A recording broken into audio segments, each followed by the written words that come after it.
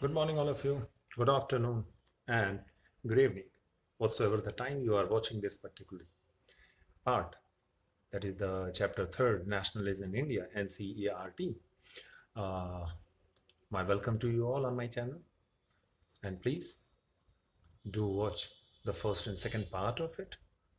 Today we are going to talk about just after the non-cooperation and Khilafat movement, during that and just after that, what happened to the system, that is the nationalist feeling among the people.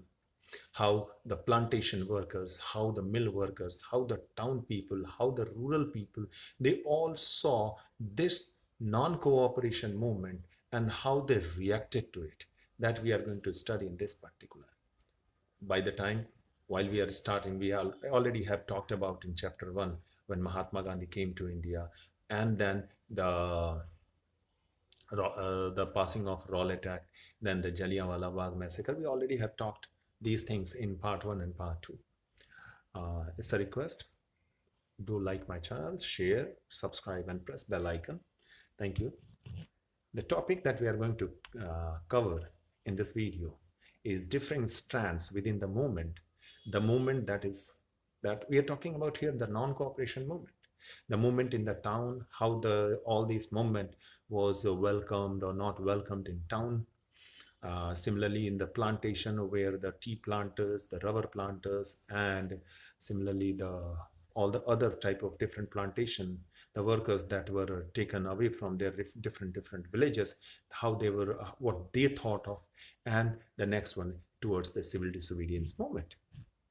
Now, while we are talking about the movement, the rebellion in the countryside, from the cities, the non-cooperation movement is spread to the countryside. That means the rural area.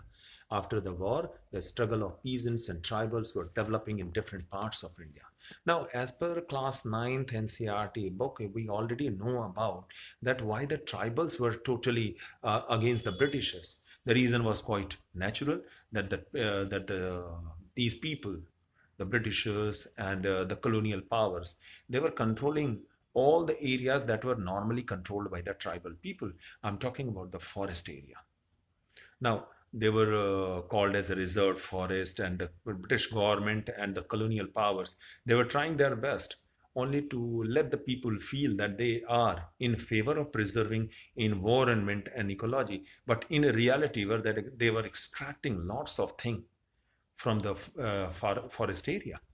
And similarly, after the war, here, after the war, it means the First World War we are talking about. The struggle of peasants were continuously there, because the peasants were now forced to grow the commodity that were more required in Britain and other colonial controlled colonial areas, colonial power, what they were demanding about, that were there. One movement was there against the talukdar and landlords, who were demanding from peasant exorbitantly high rent and a variety of other cess that they were demanding. That means the taxes these talukdar and landlords, the jamidars, they were levying on the people was much exorbitant, much higher.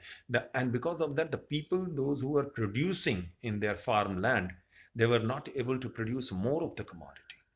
Similarly, peasants, they had to do बिगाड़. That means बिना पैसा लिए हुए उन्हें काम करना पड़ता था बड़े बड़े तालुकदार और लैंडलॉर्ड्स की जमीनों पर। और जब उससे वक्त मिल जाता था, तब वो अपनी खेतों पर काम करते थे, और जिन खेतों पर वो काम करते थे, उन खेतों पर मुश्किल से वो 5 या 6 महीने, 8 महीने तक का भोजन ला पाते थे। बाकी का काम का पैसा पाने के लिए या भोजन पाने के लिए उन्हें अपने लैंडलॉर्ड्स के यहाँ, अपने जमींदार के यहाँ, अपने तालुकदार के यहाँ, या जो पैसा उन्हें उधार देते थे उनके यहाँ बिना पैसा लिए हुए काम करना पड़ता था, जिसके कारण उन्हें कुछ खाने को मिल जाता था। The peasant movement demanded reduction of revenue and an abolition of begar and social boycott of oppressive landlords. These people during the non-cooperation movement, इनकी कुछ डिमांड थी, जिनमें से एक था कि रेवेन्यू, जो टैक्स कलेक्शन उनसे किया जा रहा है, उसको कम किया जाए, जो बेगारी की व्यवस्था है इसको खत्म कराई जाए, और जो ऑप्रेसिव हमारे लैंडलॉर्ड्स हैं उनका सोशल बॉयकॉट हो।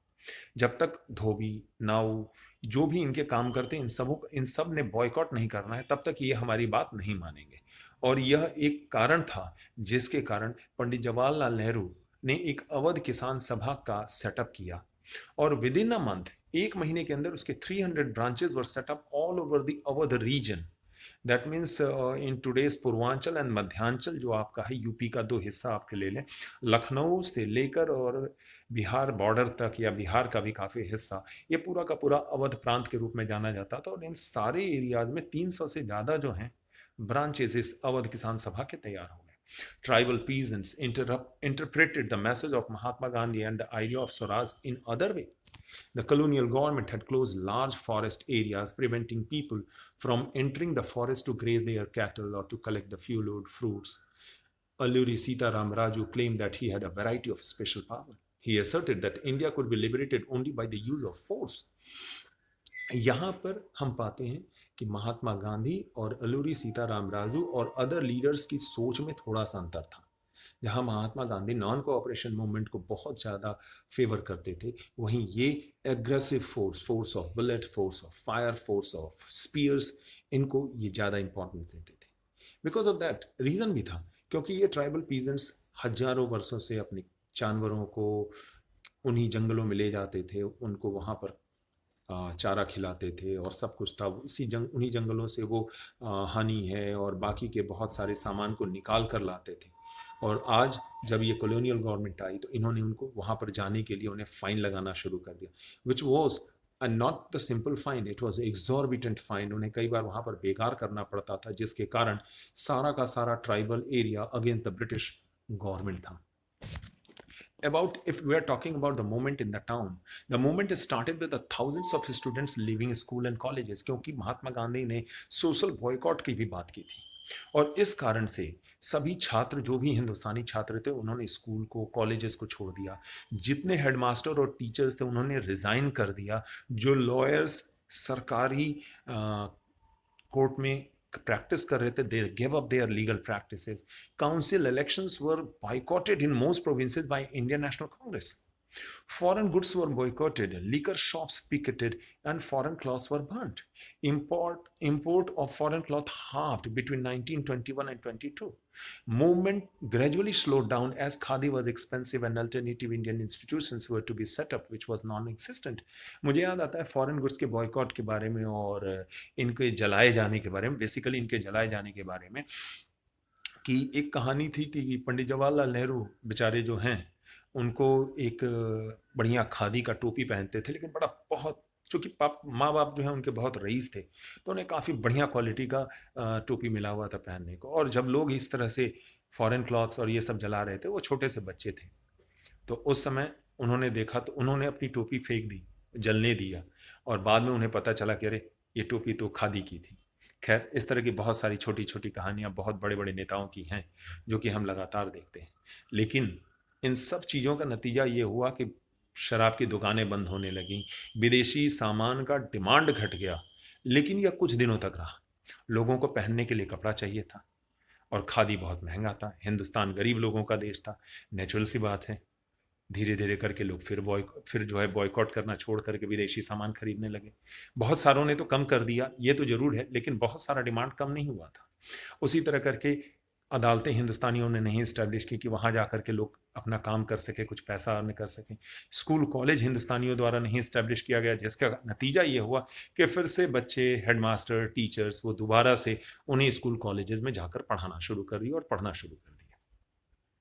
अगर हम प्लांटेशन वर्कर्स की बात करें, यानी बेसिकली ये बात कर रहे हैं हम टी प्लांटेशन वर्कर्स की। For plantation worker in Assam, freedom mean the right to move freely in and out of their confined places as they were not permitted to leave tea gardens.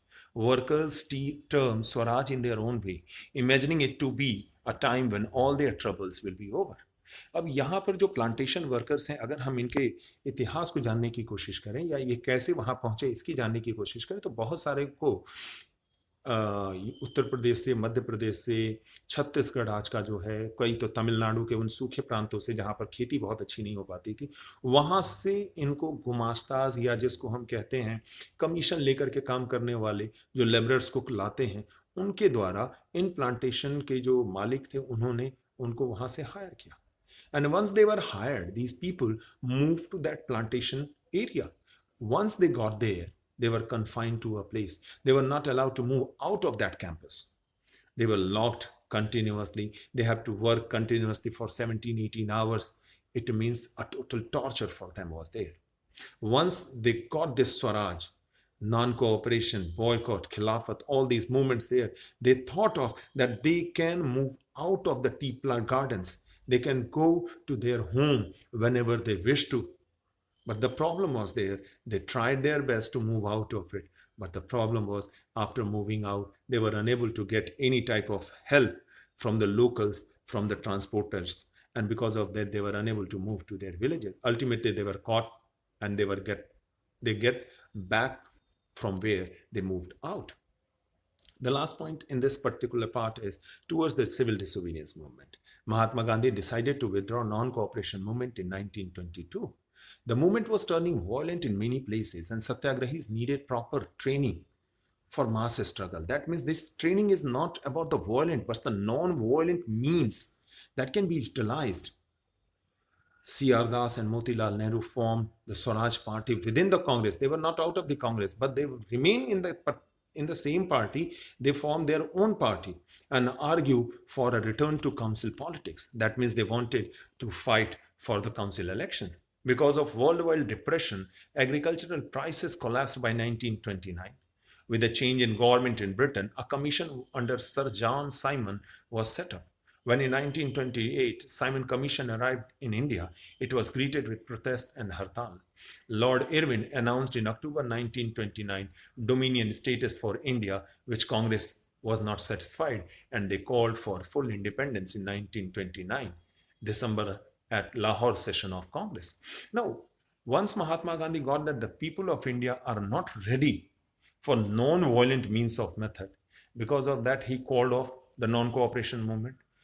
And just after Second World War, within 10 years, a Great Depression happened in the world, because of which the demand of goods and services continuously got down. And because of this, the Indian economy was also facing the problem. During the same time period, in Britain, a government changed. And a one-man commission was sent to India, Sir John Simon.